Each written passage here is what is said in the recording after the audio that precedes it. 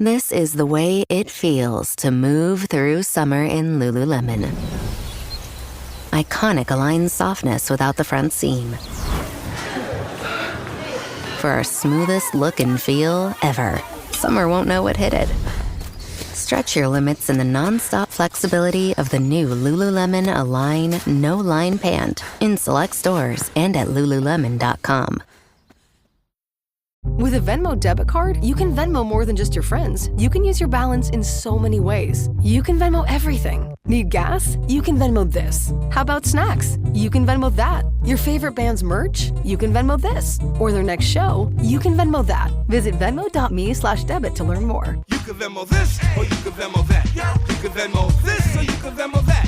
You can Venmo. The Venmo MasterCard is issued by the Bancorp Bank N.A. pursuant to license by MasterCard International Incorporated. Card may be used everywhere MasterCard is accepted. Venmo purchase restrictions apply. This is Optimal Work Daily. How often should you publish? By Seth Godin of Seth's.blog. How many movies should you star in next year? How many records should you release? How many songs should you write? How many times a week should you post to your blog? And when should my next book come out, or your next newsletter, or that next cartoon? What about Nike? They launch more than one product every day. Is that too many? A lot of the stuff marketers make is unanticipated, impersonal, irrelevant junk that consumers merely tolerate. But some of it is not spam, it's content. Stuff worth reading, worth paying for, at the very least, worth paying attention to. So, how often? This discussion is usually filled with superstitions, traditions, and half-truths.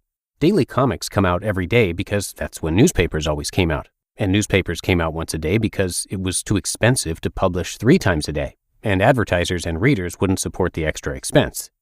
When movies were met with great fanfare and often stayed in the theaters for months, it was suicide for a big movie star to do 3 or 4 movies a year. But in a DVD YouTube world, there's not a lot of evidence that this pace makes as much sense. Saturday Night Live was on every week because there's only one Saturday a week.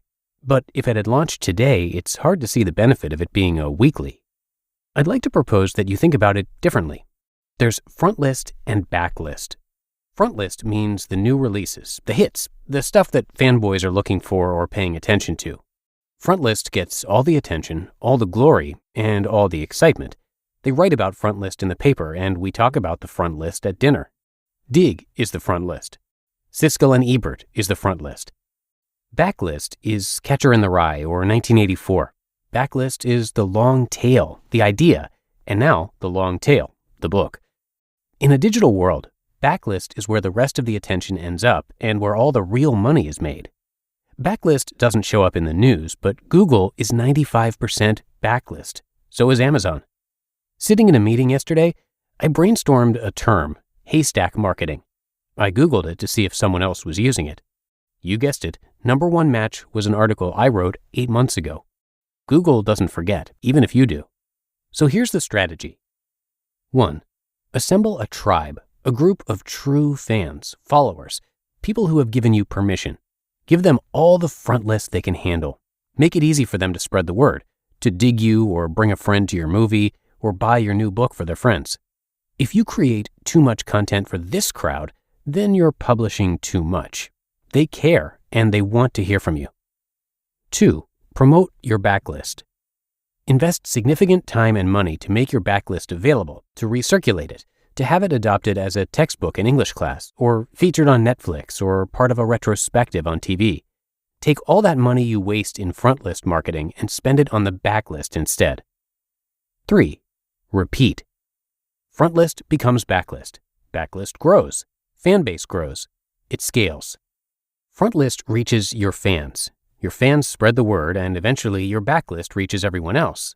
The backlist turns some people into fans who then look for the front list.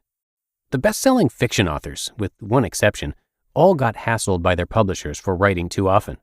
Earl Stanley Gardner, Agatha Christie, Stephen King, J.K. Rowling. All but one had to write under a pseudonym because their publishers said they wrote too much. Nonsense. They wrote for their tribe. They give their followers just barely enough to read. Not too much. Not by a long shot. And then they were lucky enough to have persistent and talented publishers that managed to get their backlist read over and over by millions of people. People who turned into fans. Key assertion. You don't publish it unless it's good. You don't write more blog posts than you can support. Don't ship more variations of that software than your engineers can make marvelous. But given that you've got enough bench strength, enough remarkability to spare, now what? When I look at my work, I think I'm in sync with my readers. 1 blog post a day feels right, while 10, which some bloggers pull off, wouldn't work for us. 1 book a year feels right, while 3 a decade, which Malcolm Gladwell does, wouldn't work for me or my core readers. On the other hand, I do a lousy job of self-marketing my backlist. I have no doubt that a more patient push of The Dip would have doubled the numbers of books I sold, but posting about quitting all the time would have annoyed you guys to no end. It's still selling well, but given the base of sales, a big front list launch can lead to even bigger backlist, of course. More focus on the backlist would have been a profitable choice. The thing is, organizations can do this far better than an individual author can. Example, in the last month, 4 of my books have been mentioned in the New York Times: The Dip, All Marketers Are Liars, Meatball Sunday, and Small is the New Big. All backlist, all to people not in our tribe. This is far more useful and surprisingly predictable than the hit or miss nature of front list promotion. In my case, I think I'm putting my skills to better use when I'm writing, but that means I need to figure out how my backlist is going to get noticed.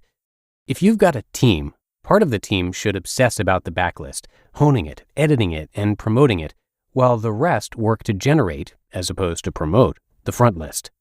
The opportunity isn't to give in to temptation and figure out how to recklessly and expensively market the front list. It is to adopt a long and slow and ultimately profitable strategy of marketing your ever-growing backlist. You just listened to the post titled, "How Often Should You Publish?" by Seth Godin of Seths.blog. Does it ever feel like you're a marketing professional just speaking into the void? Well, with LinkedIn ads, you can know you're reaching the right decision makers. You can even target buyers by job title, industry, company, seniority, skills. Wait, did I say job title yet? Get started today and see how you can avoid the void and reach the right buyers with LinkedIn ads. We'll even give you a $100 credit on your next campaign. Get started at linkedin.com/results. Terms and conditions apply. This episode is brought to you by Polestar. There's only one true way to experience the all-electric luxury SUV Polestar 3, and that's to take a test drive. It can go from 0 to 60 in as little as 4.8 seconds with the dynamic handling of a sports car. But to truly understand how it commands the road, you need to be behind the wheel. Up to 350 miles of range, the 3D surround sound system by Bowers & Wilkins. It's all something you have to experience to believe. So book your test drive for Polestar 3 today at polestar.com. And big thanks to Seth, who is a super popular writer with 19 best-selling books. He's also the creator of Alt MBA, which is an online leadership and management workshop. Alt MBA uses digital tools to engage with small groups of 120 students in an intense 4-week process. It's been going on since 2015 and has transformed the lives of more than 4,500 people in more than 70 countries. And a little more about Seth, he has been writing daily on his blog for over a decade now, and more than 60,000 people have taken his online courses. He also has 5 TED Talks. His site is definitely worth checking out. He's got a lot to offer there. You can find his massive blog, but also books, podcasts, speaking, and so much more, all right there on his site. But I think that is going to do it for today. I thank you, as always, for being here and being a subscriber. And I'll see you back here tomorrow, as usual, where your optimal life awaits.